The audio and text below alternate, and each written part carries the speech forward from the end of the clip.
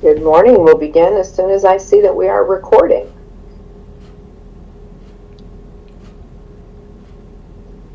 There it is, as if by magic. Well, good morning, everyone. This is Commissioner Scar. Today is Tuesday, August 22nd, 2023, and we'll call this meeting to order at 8 a.m. Before we get started, I'd like to remind everyone to mute their phone. You can do this by pressing star 6. Please unmute yourself when called to speak. Again, pressing star 6. It's very important for all others to remain muted. Thank you. So we've called the meeting to order. We will start with a commissioner roll call. I believe that Commissioner Bell is still on vacation, and so she will not be joining us this morning. But Commissioner Yamamoto, are you with us? Yes, good morning. Good morning. Okay, normally we start with Adventist Health Tillamook, but Eric Swanson is also enjoying a little summer vacation, so he is not with us today. We will jump right in then to the Coastal Caucus, and I do believe I see Senator Weber with us this morning. Good morning. Yes, I am. Good morning. Summer's coming to an end. I guess everybody has to try and get their vacation in quickly. I've seen kids and parents out doing their school shopping, and I will tell you that brings back memories because there's nothing like the smell of a new box of crayons to get your heart in a bitter patch, let me tell you. I'm sorry that I haven't been able to be here for the last couple of times, but Tillamook County Fair took precedence, and I especially want to thank my very special co-workers, Shauna Thorpe and Chris Shirk. They were amazing. And as some of you know, we fixed the food for the fair board and the staff and the parimutuel and the doghouse during the fair. So we start on Monday and we work until Saturday to make sure that all those folks will be able to be fed. So that was very gratifying to be able to do that. Also during that week I was able to speak with the Northwest Oregon Republican Women and have a Coastal Caucus meeting and participate in the Regatta Days Parade in Astoria. It was long and really interesting to meet with a whole new group of people up in Astoria that are involved in the parade. I also got to tour the Astoria Library. They're going to be doing a lot of changes, remodels, and their head librarian is Suzanne Myers, who is a graduate of Tillamook High School. And so it was also a walk back in time to talk to her about Tillamook and the library and how important it is. And then, of course, on Sunday we had the opening of the library park, which is a beautiful addition to our community. I've been on some really interesting adventures. I went to North Plains to tour their recology area and see how they take food compost and turn it into usable soil. I'm going to be going up to Astoria and looking at their recology also to see how they are accomplishing what we need to have done to all of our waste products.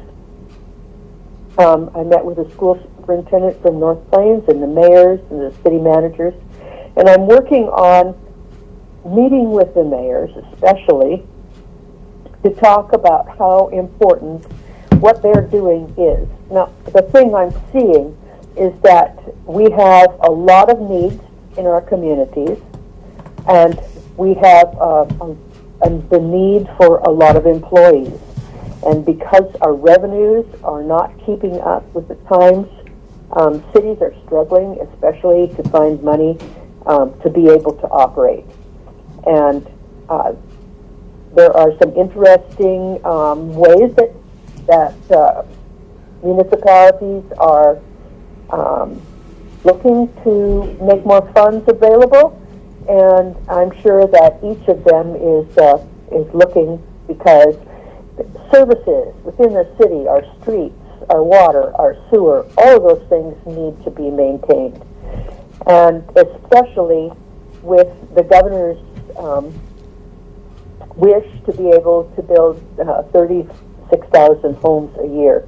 We need to make sure that our infrastructure is working and can build out and be able to support the the housing effort going forward. I also was up in Astoria looking at their plans for their new hospital, which are amazing. And they have done something that was very novel. They have a cardboard hospital. They have taken the rooms that they're going to need in the hospital, and they have constructed them out of cardboard, and then the staff and architects have been working together to make sure that those rooms are perfectly equipped. Everything is in the right place. They've even taken pictures of what the view will be out of the window, so you can see what people are going to be seeing. I met with the new interim college president, Kevin LaCosta, and we talked about the various things that he has coming his way in his learning, because he's worked in banks before and he's not worked in community colleges. But I have to say that one thing he was very forthcoming with was how much our PBCC president, Ross Tomlin, has been helping him. And so I want to thank Ross especially for helping Clatsop Community College. I have had meetings with ODOT over parking spaces in banks and Highway 6, and talking about some of the unique challenges that we're going to have to address there and the plan going forward. I also got to tour the Pacific Seafood's new processing plant in Warrenton and see how that all operates. They have some issues coming up with DEQ, and so we had a meeting this week with DEQ to talk about, or the fish processors to talk about some of those issues. Hopefully, we'll be able to move forward with these things to be able to guarantee their fish processing business will be able to continue. I want to highlight something else, and that is the Tillamook Education Foundation. They are a group of people that are working towards guaranteeing scholarships both for our students and our teachers so that we can grow our own teachers. You know that teachers are at a premium right now, and the Tillamook Education Foundation is especially dedicated to encouraging people that work for the school district that would like to go on and become teachers to support them. And you know, they have a new superintendent also, Matt Ellis, and he looks to be very active and involved and a welcome addition to our community. There were some other things I was going to highlight. Tomorrow, I get to go to OMIC in Astoria to meet with Suzanne Bonamici and others to talk about innovation in manufacturing. I think that should be a wonderful discussion, and I'm looking forward to that.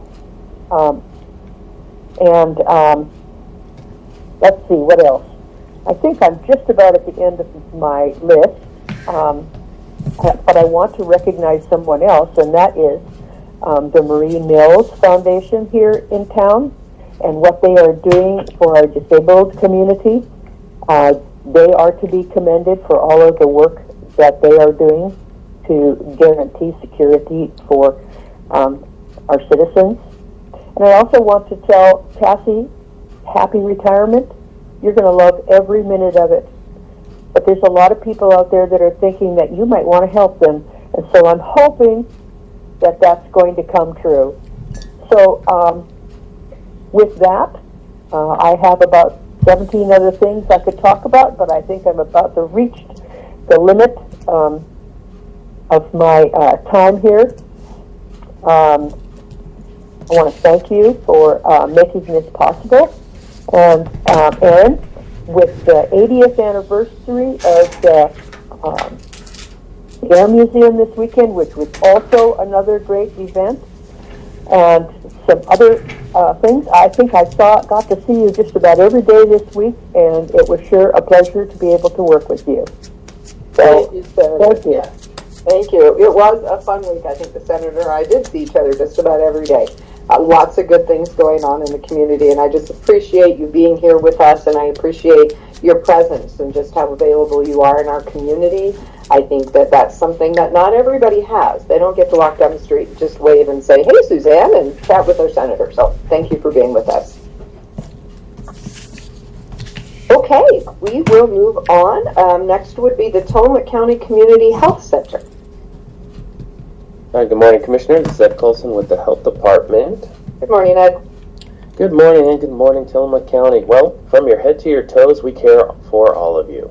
Schedule a wellness exam now through December 31st, 2023, for ages 3 and up for an opportunity to receive a gift card in the mail after you visit.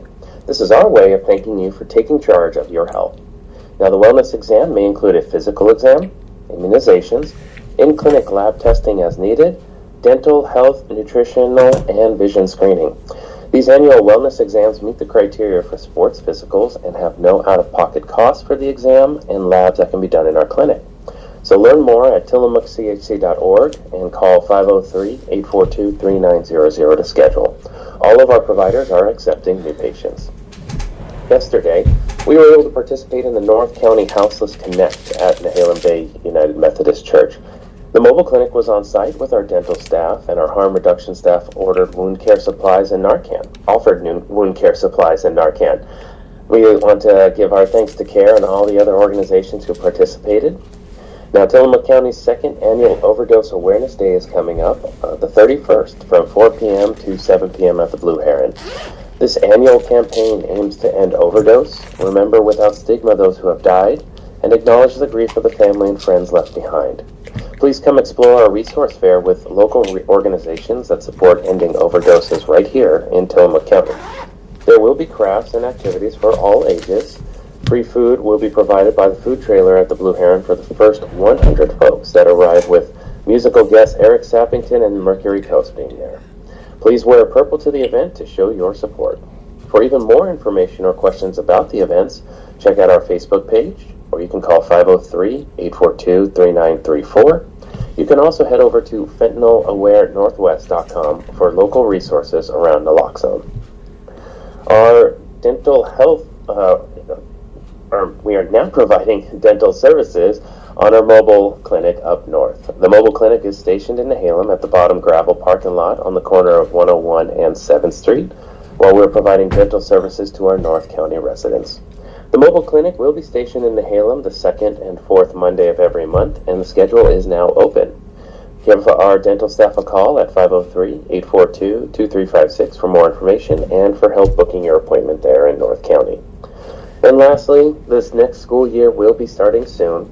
Flu and COVID-19 vaccines remain available by appointment at many healthcare facilities and pharmacies in the county, including at our main health center location. As a reminder, the health department will be offering COVID vaccines by appointment on Tuesdays and Thursdays only. If you have questions on if you're eligible for another booster or not, please either contact your primary care provider or call our public health nurse who will help guide you. For resources and support in finding a vaccine, you can call Tillamook County Public Health, 503-842-3940 or 211. And at-home COVID test kits remain available at all county library branches, as well as at our main clinic off of 9th Street. That's our health department update, and I'll turn it back over to you, Commissioner. Thank you, Ed. Appreciate that. Okay, is there any questions for Ed before we move on? I know that COVID is coming back to the top of everyone's mind. And we look forward to the fact that vaccines will be available, and it sounds like the health department is a place where you can receive those. So, okay, not hearing any questions. We'll keep moving. The Nehalem Bay Health Center and Pharmacy. Gail, good morning. Yes, good morning. A couple of announcements this morning. One is we're preparing for the upcoming school year at the Nea County Student Health and Wellness Center. As you may recall, that's the school-based health center at the Nea County High School. We're the medical sponsor of the Student Health Center. Our team staffs and operates it. We're going to be open September 5th, the day that school starts, and we'll be open 3 days a week. The center provides medical care and mental health counseling for children who live within the school district of the Nea County school boundaries. We also offer services to the district's staff members. If you'd like to learn more about the Student Health Center, you can do so by visiting nknhealth.org. And lastly, just thank you, Ed, for the coordination, and also to the Tillamook County Community Health Centers for organizing the Overdose Awareness Day. Some of our team members will also be participating on August 31st, and we hope to see everyone there.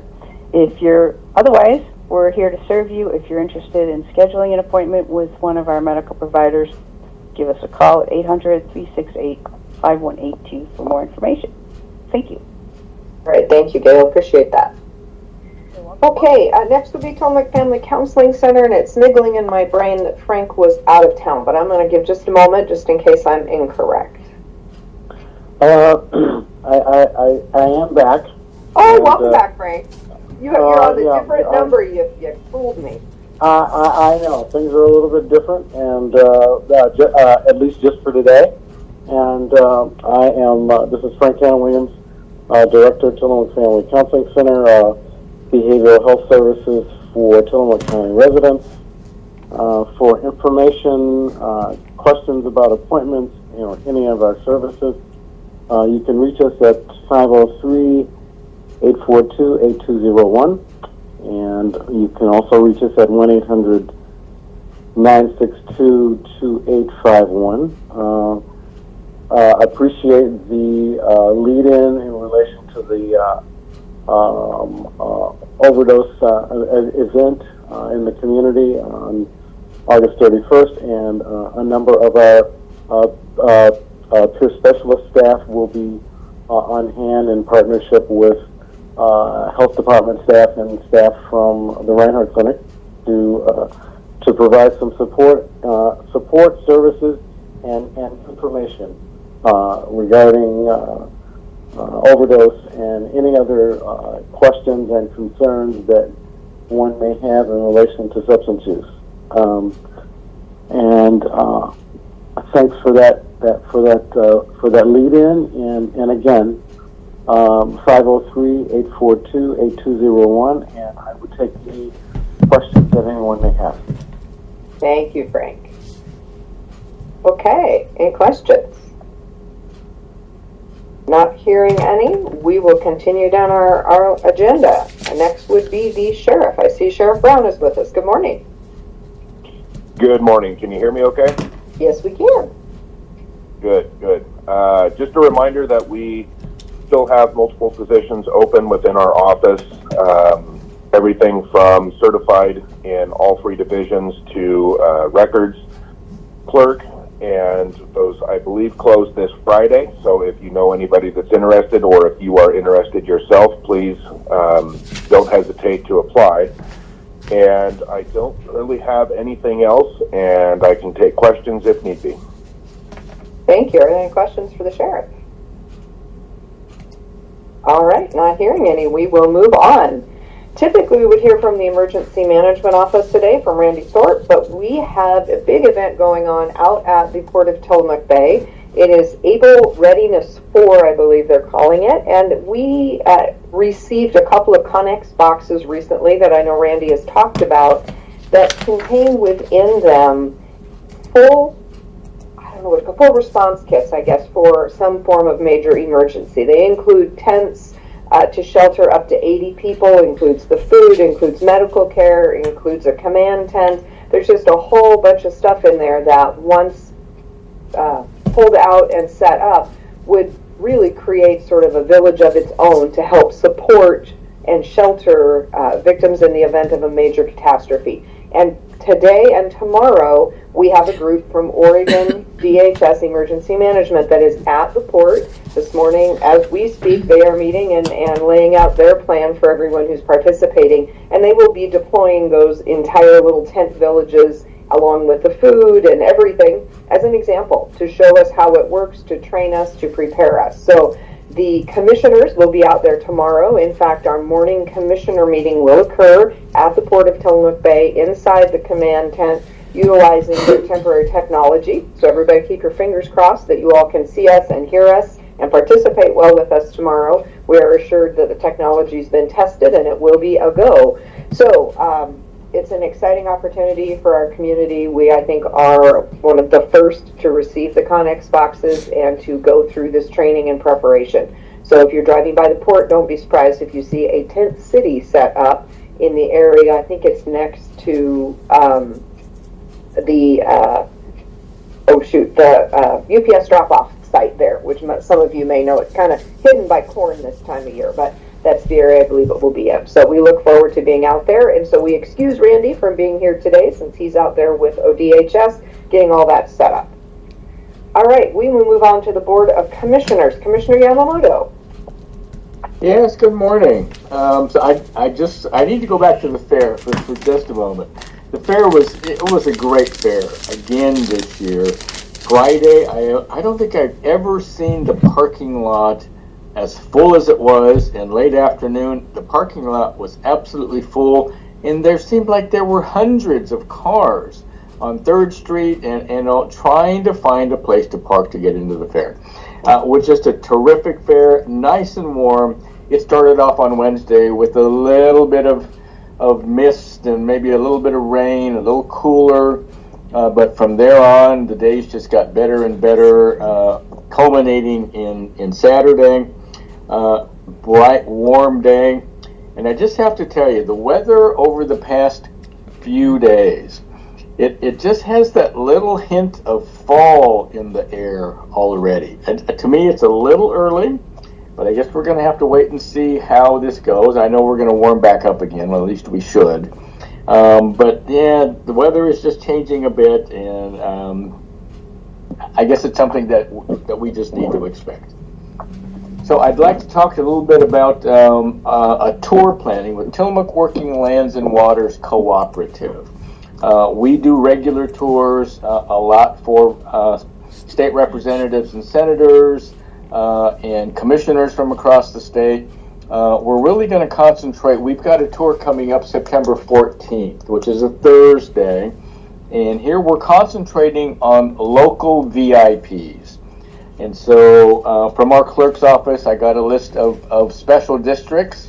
And the list of special districts that I got from the clerk's office is 40 special districts. I think there may be a few more than that. And we're also going to be inviting mayors, city managers, and city council members in the county. Invitations haven't gone out yet. They're going to go out very shortly, either today or hopefully tomorrow. Short timeline, I know. But this is something that Tillamook Working Lands and Waters Cooperative does so well. When we first started getting together, and oh my gosh, this must have been 8 or 9 years ago, we just asked ourselves around the table, what is the biggest issue we have in Tillamook County? And what would Tillamook Working Lands and Waters Cooperative, what would we want to do? And so we started talking, and we all agreed that education is really the big thing. We have people moving here to retire from all across the nation, and we find that they don't really understand modern forestry practices, or modern dairy practices, or modern fisheries practices. And yet, Tillamook County, we rely heavily on our natural resource-based industries. So we started a tour series, and it's worked just incredibly well. When you take people up on an active timber harvest, show them how we do things differently, especially when we're doing timber harvest in a local watershed for drinking water, things of that nature. How well our timber industry works with these water groups. modern dairy practices. People don't understand all that our dairy farmers go through in order to provide just the superior quality products that they provide, especially through the Tillamook Creamery Association, and everything that they have to do to follow the rules, which get more and more strict, it seems, every year. Modern fisheries practices. I mean, we have the most sustainable crab fisheries in the United States and probably in the world. Same goes with our anadromous species, steelhead, salmon, and things of that nature. Again, we're one of the only areas on the coast, the Nestucca to the south and the Nehalem to the north. ODFW from time to time allows the keeping of wild coho, an endangered species. And again, I've had the conversation with NOAA Fisheries. How can ODFW allow a take of an endangered species like wild coho? And NOAA Fisheries tells me, well, it's because we tell them they can. You've got some river systems, especially in Tillamook County, that are bringing back so many wild coho that there's no reason that we shouldn't allow fishermen to keep a few of those wild coho. So we're doing something right in Tillamook County. No, we're doing a lot right in Tillamook County. And so this is something we need to celebrate, show as many people as we can why I can say when I go to AOC, the Association of Oregon Counties, that when it comes to clean water, habitat restoration, and fish recovery, no Oregon county does this better than Tillamook County. We've got a terrific story to tell here, and we will continue to tell it. So for those special districts and the cities, expect an email from us shortly, short timeline. We're going to have to limit our attendance on this one to roughly 40 to 45 people. But again, if you have an interest, and it'll be first come, first served. Once we reach that maximum, we're going to have to cut off any additional people on tour. Senator Weber, if you are still online, I would like to make a special invitation to you if you would like to come on tour with us. But it's going to be fun. It's going to be a great time, very educational. So I'm hoping residents of Tillamook County, the VIPs that I'm talking about, will take us up on the offer for tour. One other thing I want to talk about, Department of Forestry. There is something going on at the Department of Forestry, and it's not good. We had an FTLAC meeting a week ago Friday, and so this is where we get brought up to speed. The trust counties get brought up to speed for the upcoming September 6 and 7 Board of Forestry meetings in Salem. And this is where we are told what's going to be on the agenda, things of that nature, so that we can craft our testimony for the Board of Forestry. Well, it seems that since that time, a week ago Friday, and just yesterday, we got notice that there is going to be a discussion and a possible vote on some issues concerning the HCP. And what we were told a week and a half ago was, well, no, this originally was supposed to be brought to the Board of Forestry sometime in July for a vote. Then it got pushed back to September. And then we got told, no, it's going to happen. There's going to be a special Board of Forestry meeting called in either November or early December. And then at the last FTLAC meeting a week and a half ago, we were told, well, no, that vote's going to be put off till right after the first of the year, 2024. But then again, yesterday, we got notification that there's going to be some sort of a vote possible on an HCP issue at the upcoming September board meeting. So we're very confused, we're very concerned, we're trying to get to the bottom of this as we move forward. There are other things going on that I can't talk about at this point, but stick with us on this. This is going to be a huge issue coming up, and one that we're going to have to try to resolve with the department and hopefully with the governor's office. So with that, a little bit of intrigue, I think I will just leave it there. And hopefully everyone will get out and enjoy the weather today. I heard it might be sprinkling just a little bit, but the weather looks gorgeous right now. So, Chair Scar, I will turn it back over to you. Thank you for the time.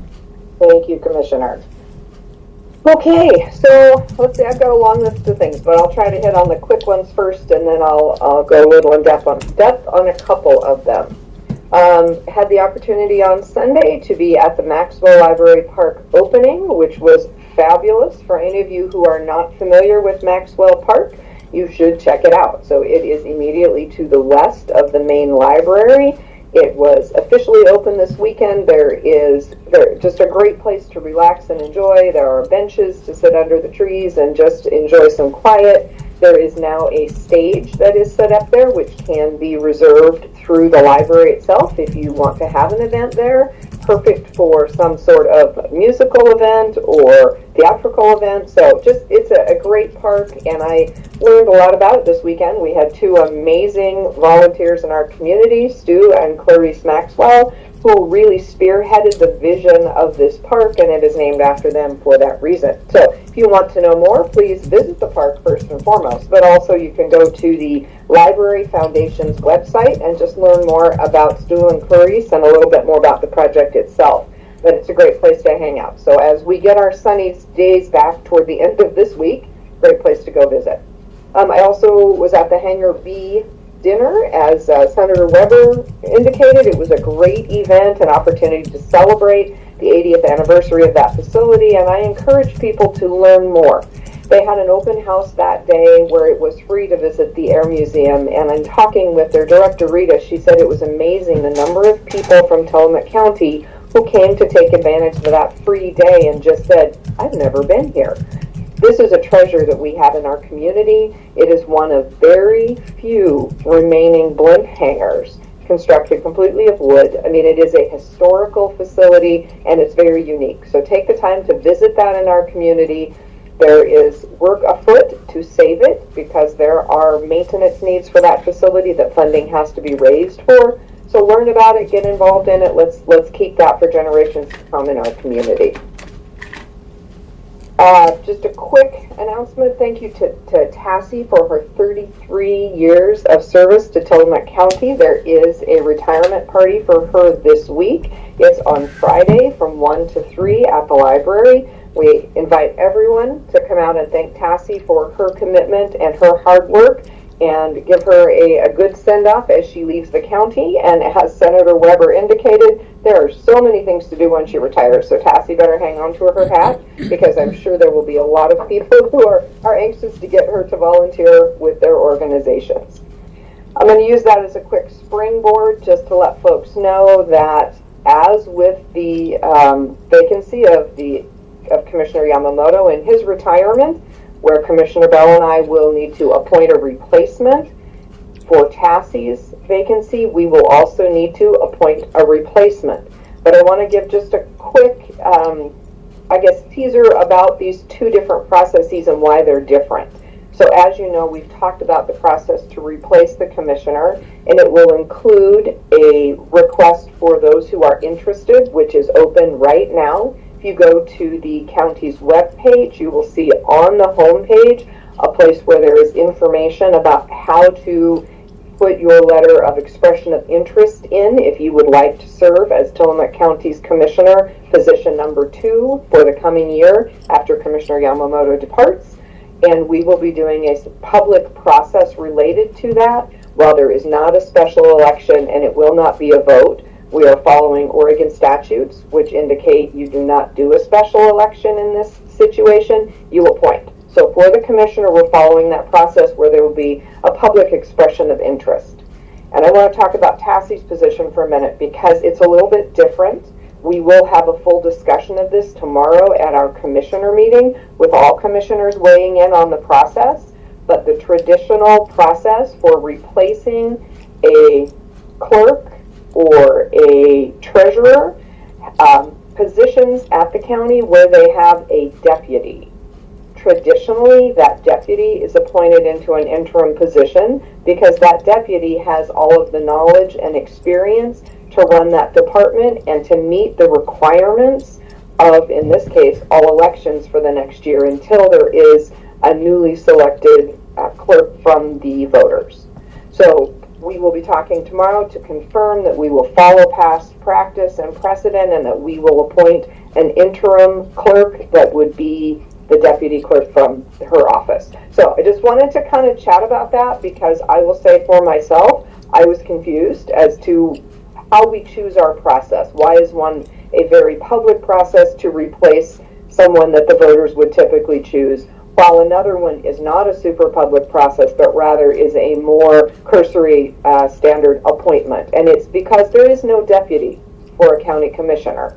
There is a deputy for the clerk. So again, we'll have some more robust discussion tomorrow at our commissioner meeting. So if this is of interest to you, please join us tomorrow, and you'll have all three commissioners just chatting about process and making sure that we're all on the same page and going to follow past precedent.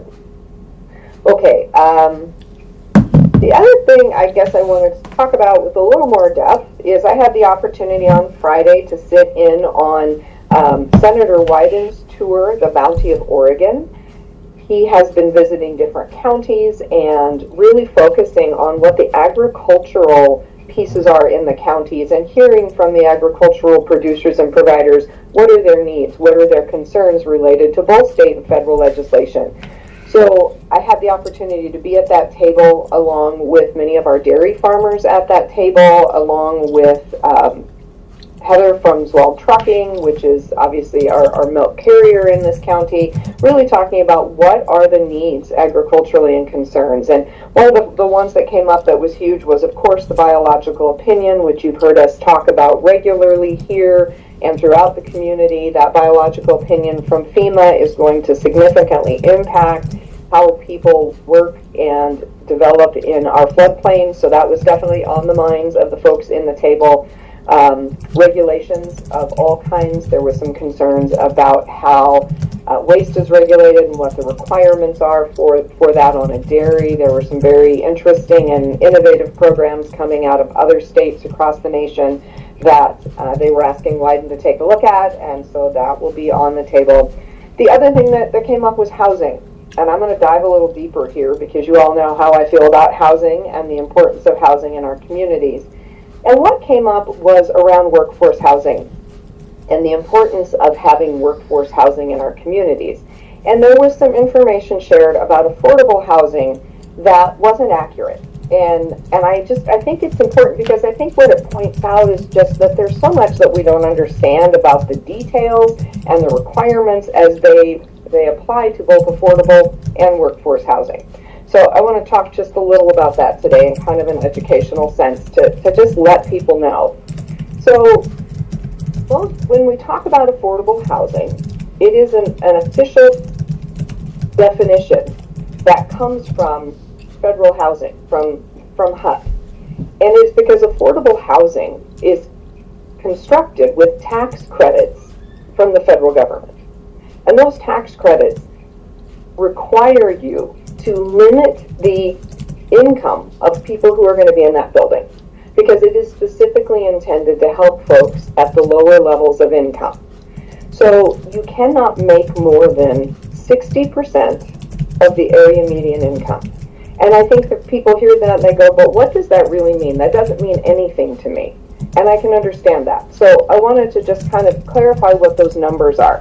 I used to carry these around in my head when I was the director at CARE, and I sort of had not had them in my head for a bit. So when we talk about 60% of area median income, for one person, that is an income of $31,920 or a wage of $15 per hour.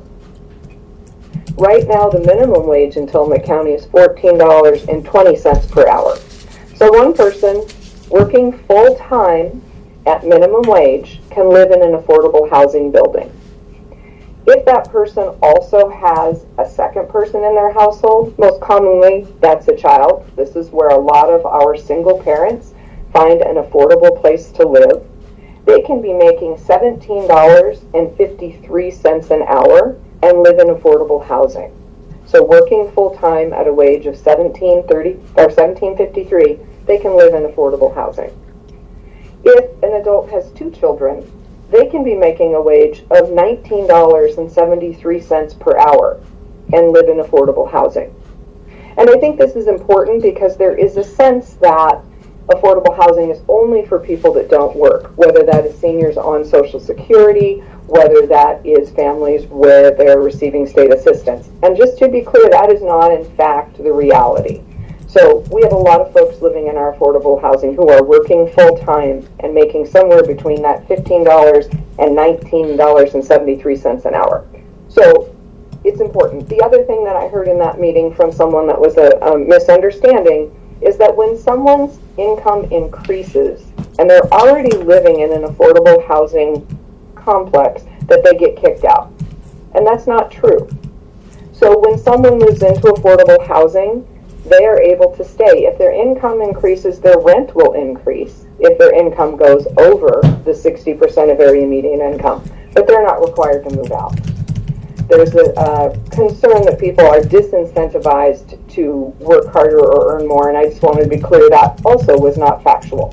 So it's complicated. There's a lot to know about affordable housing and how it works in our community, but I just wanted to let people know as these buildings are being built, they are for our workforce as well as our seniors on fixed incomes. And people are living in them and working. And the reason that they're being built more than what people would consider workforce housing, which is for higher incomes, is because this is the only type of housing that the federal and state government subsidized to be built at this time. And with the cost of building in Tillamook County, this is the kind we can get built. So we are building for our workforce at the lower ends of our workforce. The ask of Wyden in that meeting was to get tax credits for higher income earners so that people that are making above 60% of area median income can have housing as well. And I'm fully in support of that, and I'm hopeful because Senator Wyden talked about a bill he was putting together specifically to include tax credits for 80 to 120% of area median income, which would move up how much people can make and get into housing. So that is, it's just information I hope that is helpful to people as we have the conversations around housing in our community. We need housing for everyone, and we do know that, and we look forward to hopefully getting more tools at the state and federal level to build more housing. Okay, enough of my education lesson for today. Thank you for joining me and listening on that one. We're going to move on to our cities. So City of Manzanita, I believe that we have Mayor Deb Simmons with us today. Yes, Commissioner, can you hear me okay? I can. Welcome. Welcome back. We have several things going on in Manzanita. The Wayfaring Community Input Meeting will be held at the Pine Grove this afternoon from 3 to 6.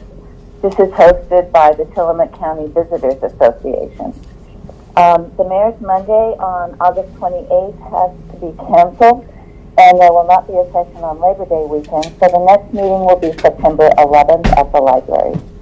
There is a council position open. Applications will be accepted online until August 28th. The term for this position runs until 2024. And again, this will be an appointment done at the September City Council meeting. Yesterday, the Planning Commission heard a proposal on the Manzanita Pines development, which would finally bring some workforce housing to our area. I encourage citizens to go in and listen to that proposal by going to the city website and pulling up the recording from yesterday's meeting, which shows all the maps and renderings for the buildings. So very exciting step forward, dovetailing on what you were speaking to earlier. Also, we have every Friday evening from 4 to 7 at Underhill Plaza, we have the Farmers Market. This is located at 635 Manzanita Plaza. And last, the sale of the old City Hall has been recorded and is now complete. Our city manager says this is a major milestone. The funds of $638,000 will be wired today, so we can celebrate that corner that we've turned. Thank you for having me, and enjoy your week. Thank you so much. Okay, moving on to Rockaway Beach. Do we have Mayor McNeely? I think I saw his number come up. Good morning, Tillamook County. This is Charles McNeely from Rockaway Beach. Just a couple of things this morning. The special city council meeting scheduled for August 23rd was canceled, and so the consideration of a lease agreement to purchase a ladder truck for our fire department is moved to the September city council meeting. And then second, and perhaps even more exciting for me as mayor, we will have our monthly coffee with city manager and mayor. It's this Thursday, August 24th at the City Hall at 9 a.m. And with that, I'll turn it back to you, Commissioner. All right, thank you, Mayor. Okay, moving on to Garibaldi, Mayor Tim Hall. Good morning, can you hear me? Good morning, I can. Yes, Garibaldi, we had our council meeting last night and we confirmed the hiring of a well-qualified interim city manager. In fact, there's an excellent article in this week's Headlight Herald that I would refer everyone to. Also, we hired a well-qualified administrative assistant. This person will help us get the City Hall offices back open on a regular schedule. Finally, I want to thank you, Commissioner Scarr, and Senator Weber for your advice and guidance to help us get through some of the problems that we have that have been very challenging for the city and myself. So thank you. That's all that I have. Thank you, Mayor. Yeah, and I just want to make a couple of comments. Senator Weber and I had the opportunity to sit down with Mayor Hall and just kind of get a firsthand account of some of the challenges facing the city of Garibaldi. And I think it's important for people to understand that the structure for cities is exceptionally challenging. For the county, as a county commissioner, I am one of the executives of the county. And in the event that we have a department head that is not present, if any of those things, I can step in and I can make decisions as an executive of the county to keep the business of the county moving forward, which is really beneficial. And the city charter system, it's different. There is a separation between city council and city manager that leaves the city council without the ability to truly act as the executive in the absence of a city manager. So the authority of the city council is to hire a city manager. But in the interim, when you don't have a city manager, it leaves the city council in a very, very challenging position because the charter doesn't allow them to just step in and act in the stead of the executive. And I know we've heard Nathan from the city of Tillamook talk about this separation, this difference between the legislative and the executive in cities. And it was just interesting to talk to Mayor Hall and really understand the challenges that places on your city council and your mayor in the absence of having that city manager on board. So I appreciate the city council of Garibaldi. I appreciate Mayor Hall and the work they have done to work within their charter to do what they are allowed to do and to get an interim city manager on board so that the executive roles of that city can move forward and they can provide the services they need to while they do a full public process to hire a long-term city manager. It's complicated. And I know that there are concerns in the community and I hear those, but hearing from Mayor Hall and the plans that they had to bring on this interim city manager, the administrative assistant who has the experience in the utilities and the things they need to do, as well as the financial firm that they're looking at to make sure that their finances get completely caught up in order and audited. They have a plan and they're working their plan. So I was very thankful to have the chance to sit with Mayor Hall and really understand the challenges of the council and the plan of the council. So thank you all for what you're doing. Small city management is difficult. We heard the senator talk about it earlier. As resources are just not keeping up with needs, it's hard to keep staff and these key staff positions. So thank you for what you're doing, Mayor. Keep at it. You guys are on the right track, and I have no doubt that Garibaldi will once again be just a thriving, exceptional city management soon. Thank you very much. Appreciate you. Okay.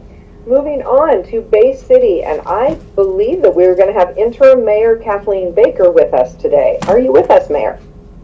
I am. Can you hear me? Oh, good morning. I can. Good morning, everyone. Thank you for having me. It's my first foray into this platform, so hopefully I won't flub it up too much. So as interim mayor, which is an interesting platform to be on, I've been on council for a number of years, almost a decade now, so hopefully we'll get a new mayor soon, but I'm going to fill in to the best of my ability. So Bay City, obviously, you've heard from David McCall, our city manager in the past, and as mayor, all kinds of things going on in Bay City. So this week, we have a couple of things that are pretty big coming up. We have the installation of our new restroom and showers at the campground at Al Griffin Memorial Park. It's scheduled to be put in place on Wednesday, I believe. They've made preparations to the campground. Some of the camping spaces will be unavailable during the installation, but it'll be a great addition, and for the improvements at the campground, it's certainly something that will cater to a little bit more of the hiker-bikers and bring more to the community. This is also going on in parallel with the Bay City Pearl Festival, which is Saturday the 26th and Sunday the 27th. Saturday will be featuring entertainment bands throughout the day, and Sunday we'll have a focus on children's activities, including talent shows, games, all sorts of fun things for the family, and hopefully the weather will continue to be good. We invite everyone to come to the festival and take a look around and see what's going on in the city, and it's right next to where the Al Griffin Park is, and so be an opportunity for people to take a look and see what the city's doing to move forward at the park.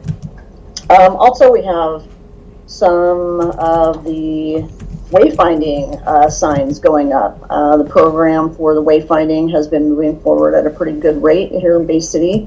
And a part of the project, we have some wayfinding signs going at the northeast corner of Highway 101 at Alderbrook Loop, gateway signs at the northwest corner of Highway 101 and Hayes Oyster Drive, and also a sign at the Highway 101 and Portland Avenue. Pedestrian traffic, motor traffic will not be impacted at all. We have a kiosk going in at the Al Griffin Memorial Park and at the Watt Family Park also. Construction's going to be several weeks, but we're looking forward to kind of connecting our community. I see all these signs going up along Tullahoma County, and so it's nice to have that cohesiveness to bring the cities together. And any questions or information, people can contact the City of Bay City at 503-377-2288. And that's about all I have, and thank you for having me. Perfect. Thank you so much. We appreciate the update. Okay, moving on to the City of Tillamook. Do we have City Manager Nathan George with us? Good morning, Commissioner. Can you hear me okay? Good morning, I can. Fantastic. Thank you very much. Yes, first I wanted to give an update on our council meeting last night. All amendments were approved. We had a Constitution Week proclamation, which is actually done by the Daughters of Revolution, American Revolution, and actually the person that provides it to the city is now one of our staff, so that was pretty neat. It just declares the Constitution Week, which is held every year. And we had a resident get up and thank the city for proclaiming that proclamation. We had a request to approve a liquor license for a business located at 3705 3rd Street. That's actually the bowling alley, and the YMCA is in the middle of purchasing that building, and will be providing some youth activities there in the daytime. The liquor license is for the evening time, which is after the youth time. So we're excited about that. There was a request for a permit fee reduction from Banks Construction for the Methodist Church pantry expansion. So the Methodist Church is putting in a pantry expansion, and the council approved a 50% reduction on their fees because of their nonprofit status, where they have no funding except for donations. Request to award the 5th Street Asphalt Overlay Construction Improvement Contract was approved last night, and you will see a new overlay on 5th Street for most of the street, from the roughly Safeway and area all the way down almost the entire street, the rest of the way to the west, as far as we can go with the money we have, which is $95,000, and a grant which is left over from the small cities allotment grant, which we will no longer have now that we're over 5,000. But that will be completed this fall, and we're very excited about that, as are the residents in that area. Also had a request to approve a resolution authorizing all members of the City Council check signing bank authority. This is just a standard procedure to allow one of our councilors who is more recently on council because of due to the special elections. He was voted into the council, and also to change our bank name. Excuse me. As originally our bank was Columbia Bank, and then it transferred hands over to First Security Bank of Washington. So also request to approve a resolution authorizing a loan for purchase of a new street sweeper. So we are excited to announce that we will have a new street sweeper probably next January. The old one has done a great job. It's run its course, so we're able to. It's still in decent enough shape to turn in and get a $60,000 credit, which we're happy about, and we'll be having a 5-year loan and lease. And the new payments don't start until August 2024, so it'll be next year's budget. One of the things we talked about too is the Public Works Department has, under my direction, they've gone out and got rid of all of our junk. So we have cars and vehicles and just scrap sitting around the Public Works garage, and they've been putting that on to Public Surplus, which is a legitimate auction site, which the city uses, and we've made over $60,000 in revenues just selling junk that we're no longer using. And from now on, we'll be keeping it clean and orderly, and we're going to keep doing that model throughout the entire city. The police department is already there, and we are working on that everywhere. So, along with that, we are working on putting processes in place and procedures in place for fleet management for our different vehicles, making sure that we're flipping them out after their life expectancy is used, but also that they're still in decent enough shape so that they're still being used and that they can get money for trade-in. But furthermore, it's so that when we have a piece of equipment that's working, it doesn't just stop working and we have it sitting for months and people aren't using it, because then it's lost productivity. So we want to make sure our equipment is running during the time we're using it. And part of doing that is making sure that we are trading things out and keeping our equipment in good shape. Doesn't have to be purchased new every year, but needs to be put on a schedule with all of our equipment, which is what we're doing. Also, a request to approve a resolution amending the city's land use fees. So I wanted to thank a couple of staff who worked. Lots of staff were in the background on these different approvals, but one was Madeline Orton on the 5th Street overlay. She did a great job on that. And on the second one here is the land use fee. So I want to thank our former planner, city planner Tommy O'Donnell, and our interim city planner Megan Carpenter for their work on this with our legal staff for over a year. And we have a resolution now that was approved last night that lowered some of our fees and made them to meet state standards on our land use. One of the situations we had was in the past, when I first came, we had contracted planners who were out of the city, actually out of the state, one of them, and the fees were more expensive because it made sense at that time as they were further away and cost more money. However, we've adjusted our fees now to make it more meet the state law, which requires that not exceed the cost of staff time and other resources. So, City Manager Operation Report, I went over that in detail, a reminder that's on our website. Also, we had a special Public Works Director update on our Public Works Department, and he gave Mr. Berger, Sean Berger, our Public Works Director, gave an overview on what's going on in Public Works and some of the issues that we're having with our infrastructure, specifically our water infrastructure, our water treatment plant, our wastewater collection system, and many others. The situation is that we have a lot of infrastructure problems, and we're trying to get our whole city up to date. As you can see, just driving off the roads are in bad condition. Well, our pipes under the ground are the same way and sometimes worse. So this is a significant issue that's not been addressed in many decades, and so we're doing everything we can. We appreciate the partnership with the county, partnership with everyone trying to help us with this. One of the things that I wanted to mention is that when it comes to running a city government, there's two major sides to making things more efficient and saving taxpayer money and building infrastructure. One of those things is actually putting in place lean management and having process streamlining and operation and empowering employees and all the wonderful management tools. We've been doing that, and I'm pleased to say now after 2.5 years we have a very efficient and effective team, and we're doing a tremendous amount of work with very short staff. Our police department is taking over 1,100 calls a month, and that's with 10 sworn officers.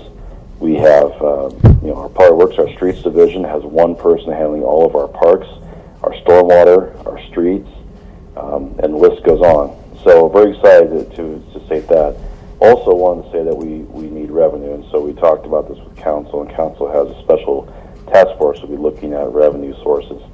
For example, the city does not have a storm drain utility, a stormwater utility, does not have a street maintenance fee. There's lots of things that need to be addressed, so the council is looking at that. And it was a very healthy discussion to discuss where we're at and where we need to go. So with that, I wanted to also mention that Mr. Henson, Councilor Henson, gave an update on our Veterans Plaza and said that we'll start seeing some construction next year, which is out in the ODOT right-of-way between First and Pacific Avenue. Second of all, in the police department, Officer Neubauer and Lieutenant Troxel attend the mornings on Main, hosted by Tillamook Chamber. Then they thank the chamber for the fresh donuts, coffee, treats, good conversation. Sergeant Hollis instructed the firearms training for the entire police department over a 2-day period. This training was well received and organized. One of the wonderful things about having in-department, in-house training is that we save a lot of money and saves taxpayer money. Lieutenant Truss had coffee with our new Tillamook School District Superintendent, Matt Ellis. There's a strong relationship between the city of Tillamook and our police department that will, without a doubt, continue to grow deeper with Lieutenant Ellis at the helm.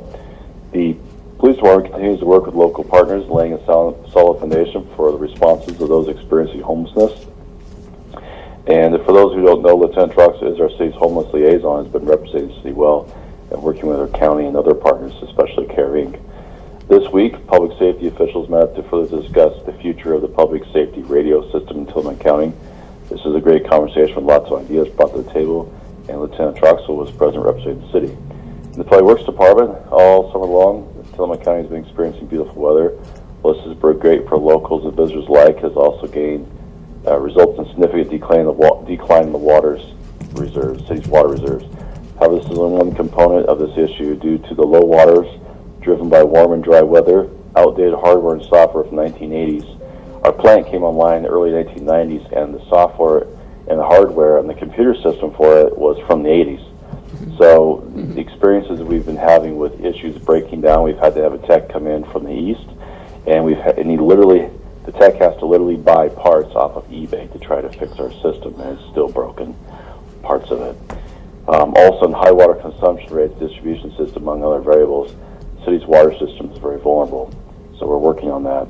The city's water supplies have reached low levels because of the persistently dry weather. To ensure sufficient water is available for our citizens and our community's health, safety, and welfare, the city of Tillamook requests that residents voluntarily decrease their water usage whenever possible. We put that in place via various media outlets, including social media and our website last week. Starting Wednesday, which is tomorrow, the Public Works Department plans to remove the flower baskets. So everyone knows we love the flower baskets. We get a lot of compliments on them when they are looking good. And just so you know, Public Works has water and care for the plants daily. Unfortunately, many of them have turned brown due to them inadvertently being fertilized with an incorrect industrial application, which is too strong. So once we discovered what had happened, we went back and actually hired a seasonal person to go out and start working on those and using Miracle-Gro and watering, and some of them were revived. But due to that condition, plus the condition of shortage of water, we'll actually start removing them. To revitalize them, we have tried really hard, but we want to illustrate the voluntary water conservation now in place. Fun fact, did you know nearly 9 billion gallons, or 30% of the estimated 29 billion gallons of water consumed daily by the U.S. households are utilized for outdoor water use? A family may use up to 70% of its outdoor water during hot months or in dry climates. And just three quick things. We have several positions available especially in Public Works and the Planning Department. You can visit the city or look at our website for an application. Our city's Planning Commission has a vacancy, as does the Budgets Committee. We're always looking for members to join those. And finally, a reminder, if you see something, say something, call 911 for for emergencies, or dispatch for non-emergencies. It was a bit longer today, Commissioner, but I appreciate your patience and opportunity. Thank you. Perfect. Thank you, Nathan. We appreciate all of the information. There's lots happening. Okay, typically I would move on to South County, but I believe that Doug Olson has left the call because he is on his way to the Tillamook Lightwave meeting that will occur this morning at the PUD. So if you're interested in Tillamook Lightwave, they do have a meeting this morning you can participate in. With that, we would like to thank KTIL for broadcasting, everyone for attending, and we will adjourn this meeting at 9:04 a.m. Have a great day.